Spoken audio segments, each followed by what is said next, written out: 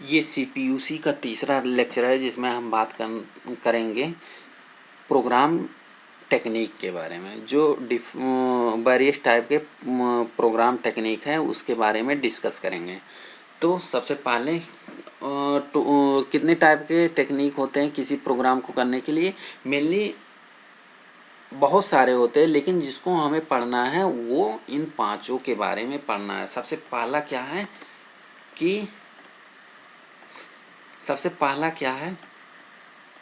कि structural programming. दूसरा है मॉड्यूलर प्रोग्रामिंग। तीसरा है टॉप डाउन डिजाइनिंग करके। चौथा है बॉटम अप डिजाइनिंग। पांचवा है ऑब्जेक्ट ओरिएंटेड प्रोग्रामिंग करके। तो सबसे पहले बात करते हैं कि स्ट्रक्चरल प्रोग्रामिंग किसको बोलते हैं। स्ट्रक्चरल प्रोग्रामिंग का मतलब क्या होता है कि लाइन बाय लाइन, जैसे कोई किसी प्रॉब्लम का सलूशन जैसे हम सोच रहे हैं उसी सीक्वेंस में हम लिखते जा रहे हैं, तो इसको क्या बोलते हैं? स्ट्रक्चरल प्रोग्रामिंग अप्रोच बोलते हैं। तो इसका मतलब क्या है कि जो हम किसी प्रॉब्लम का सलूशन ढूंढ रहे हैं उसको हम क्या करते हैं, एक फंक्शन के रूप में लिख रहे हैं। दूसरा कोई और हम फंक्शन यूज नहीं कर रहे हैं, तो वो क्या है कि स्ट्रक्चरल प्रोग्रामिंग अप्रोच है। तो स्ट्रक्चरल प्रोग्रामिंग अप्रोच का मतलब होता है सीक्वेंस वाइज। तो इसका मतलब ये थोड़ी ना होता है कि हम अभी 10वें लाइन पे हैं और कूद के हम 15वें लाइन पे चले जाएं, फिर 15वें लाइन से कूद के हम आ जाएं 13वें लाइन पे। तो ये इसका मतलब स्ट्रक्चरल नहीं है।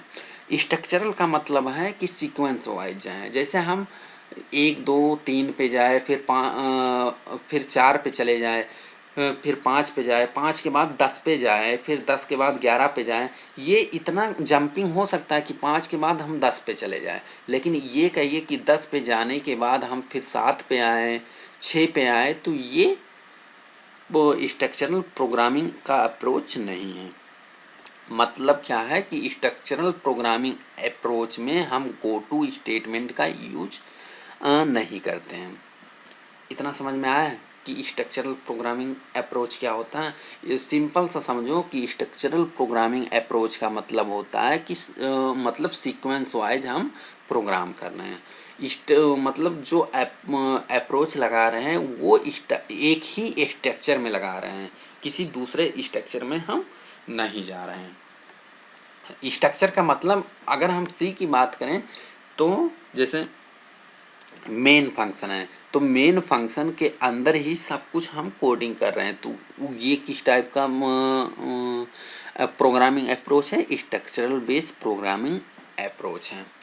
तो जो structural based programming approach follow होता है किस किस लैंग्वेज में, उसका एग्जांपल क्या है? सी है, सी प्लस प्लस है, जावा है, सी शार्प है। ये सब क्या करते हैं? स्ट्रक्चरल प्रोग्रामिंग अप्रोच को सपोर्ट करते हैं। इसका मतलब ये थोड़ी ना कि अगर स्ट्रक्चरल प्रोग्रामिंग अप्रोच को सपोर्ट करेंगे तो और किसी को नहीं करेंगे। अभी और भी हम देखते हैं और भी सबके बारे में पढ़ते हैं कौन कौन से अप्रोच हैं, तब पता चलेगा कि सिर्फ स्ट्रक्चरल प्रोग्रामिंग अप्रोच है कि और भी कुछ है। तो समझ में आ गया होगा स्ट्रक्चरल प्रोग्रामिंग अप्रोच। अब हम बात करते हैं मॉड्यूलर प्रोग्रामिंग अप्रोच के बारे में। मॉड्यूलर का मतलब क्या हुआ? उसको मॉडल पे जाने से पहले हम देख लेते हैं कि स्ट्रक्चरल प्रोग्रामिंग में मेनली इस 3 तरह के स्टेटमेंट का यूज होता है।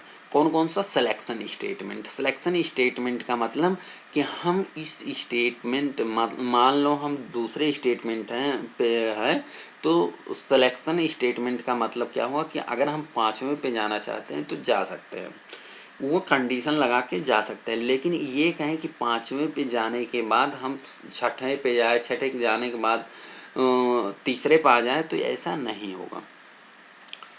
फिर दूसरा है सीक्वेंस स्टेटमेंट। तो सीक्वेंस स्टेटमेंट का मतलब क्या होता है? सीक्वेंस बाय सीक्वेंस स्टेटमेंट पे जाना। जैसे 1 पे है, 2 पे है, 3 पे, फिर 4 पे, इस तरह के एक सीक्वेंस में कि सीक्वेंस स्टेटमेंट पे जाते हैं। अगला है इटरेशन। इटरेशन का मतलब एक लूप टाइप का। जैसे हम मान लो तीसरे लाइन पे अभी हम प्रोग्राम कर रहे हैं, तीसरे के बाद हम आ गए चौथे पे, फिर पाँचवें पे, पाँचवें से हम जाना चाहते हैं फिर तीसरे पे, मतलब एक तीसरे से चौथे, चौथे से पाँचवें, फिर पाँचवें से तीसरे पे, चौथे, फिर पाँचवें, फिर इसी तरह से तीसरे पे, फिर चौथे, फिर पाँचवें, मतलब बार बार वही तीनों स्टेप रिपीट हो रहा है, तीसरा, चौथा, पाँचवा, मतलब एक लूप की तरह चल रहा है, एक गोले के आकार की तरह चल रहा है। तो इसको क्या बोलते हैं? इटरेशन स्टेटमेंट बोलते हैं। तो आई होप समझ में आ गया होगा स्ट्रक्चरल प्रोग्रामिंग लैंग्वेज होता क्या है। अगला अब बात करते हैं मॉड्यूलर प्रोग्रामिंग के बारे में। मॉड्यूलर प्रोग्रामिंग का मतलब क्या है कि अगर हमारे पास कोई एक बड़ा सा प्रोग्राम है, उसको छोटे छोटे सब पार्ट में डिवाइड करते हैं, मॉड्यूल में डिवाइड करते हैं, तो इसको क्या, कौन सा अप्रोच बोलते हैं? मॉड्यूलर अप्रोच बोलते हैं। देखिए, ये पूरा जो प्रोसेस होता है उसको किस में डिवाइड करते हैं? सब प्रोसेस में। मान लीजिए कोई बड़ा सा प्रोग्राम है, उसको किस में डिवाइड करते हैं? सब प्रोग्राम में डिवाइड करते हैं। तो इसका फ़ायदा क्या हुआ कि मान लीजिए एक बड़ा सा मान लो हमें क्या बनाना है कि एक बड़ा सा सॉफ्टवेयर बनाना था।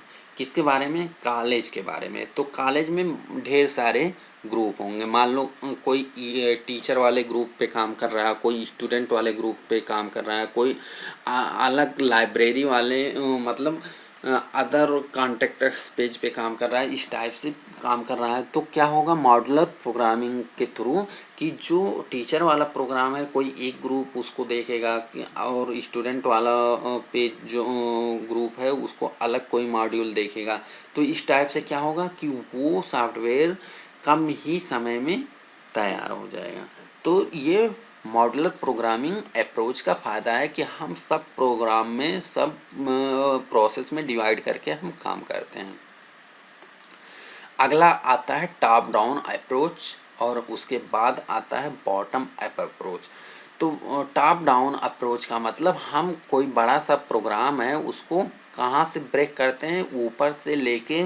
ऊपर से नीचे तक सॉल्व करने की कोशिश करते हैं। लेकिन बॉटम अप अप्रोच में सबसे पहले हम छोटे मॉड्यूल को सॉल्व करते हैं, फिर उस छोटे मॉड्यूल से उसके बड़े मॉड्यूल को सॉल्व करते हैं, मतलब सबसे नीचे से स्टार्ट करके फिर ऊपर की तरफ जाते हैं। ये क्या होता है? बॉटम अप अप्रोच होता है। तो टॉप डाउन अप्रोच और बॉटम अप में डिफरेंस देख लेते हैं कि क्या क्या है। टॉप डाउन अप्रोच क्या मेनली होता है कि क्या होता है कि बड़े प्रोग्राम को स्मॉलर पार्ट में डिवाइड करके हम काम करते हैं। लेकिन बॉटम अप्रोच में क्या होता है कि स्मॉलर पार्ट को सॉल्व करके फिर बड़े पार्ट में इंटीग्रेट करते हैं।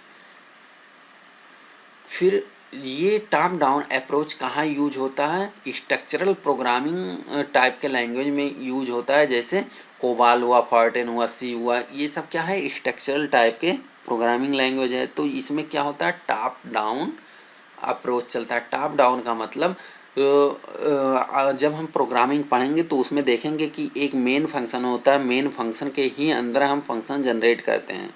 तो ये क्या है? ऊपर से नीचे एक बड़े फंक्शन के अंदर छोटे छोटे फंक्शन को ब्रेक करके हम प्रोग्राम करते हैं। तो इसको क्या बोलते हैं? टॉप डाउन अप्रोच बोलते हैं।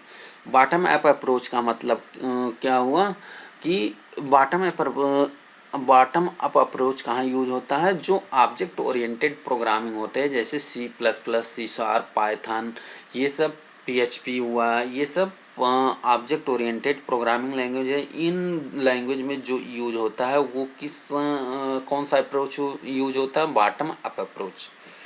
फिर क्या होता है? थर्ड डिफरेंस क्या है टॉप डाउन और बॉटम अप में? टॉप डाउन में क्या होता है कि जो मॉड्यूल के बीच कम्युनिकेशन होता है लेस होता है, और जो बॉटम अप अप्रोच में होता है वो मॉड्यूल के बीच communication as compared to top down से ज़्यादा होता है। तो ये कुछ बेसिक डिफरेंस रहा, वेरियस टेक्निक रहा किसका? प्रोग्रामिंग करने का। कौन कौन सा मेनली टेक्निक है? स्ट्रक्चरल टेक्निक है, मॉड्यूलर टेक्निक है, टॉप डाउन टेक्निक है, बॉटम अप टेक्निक है ऑब्जेक्ट ओरिएंटेड बेस्ड टेक्निक है। ऑब्जेक्ट ओरिएंटेड बेस्ड में क्या होता है कि यहाँ हम बात करते हैं क्लास के बारे में, ऑब्जेक्ट के बारे में, उसके मेथड के बारे में। अगर ये सब यूज होता है तो उसको क्या बोलते हैं, ऑब्जेक्ट ओरिएंटेड अप्रोच बोलते हैं। तो इसी के साथ ये वीडियो ख़त्म करते हैं। तो इस वीडियो का QTV आप लोग आंसर करिए। इस वीडियो का QTV है कि जो हमारा जावा है वो किस टाइप का प्रोग्रामिंग लैंग्वेज है, ऑब्जेक्ट ओरिएंटेड है या क्या है, स्ट्रक्चरल प्रोग्रामिंग लैंग्वेज है। आप कमेंट बॉक्स में इस क्वेश्चन का आंसर ज़रूर करिए। वीडियो देखने के लिए थैंक यू।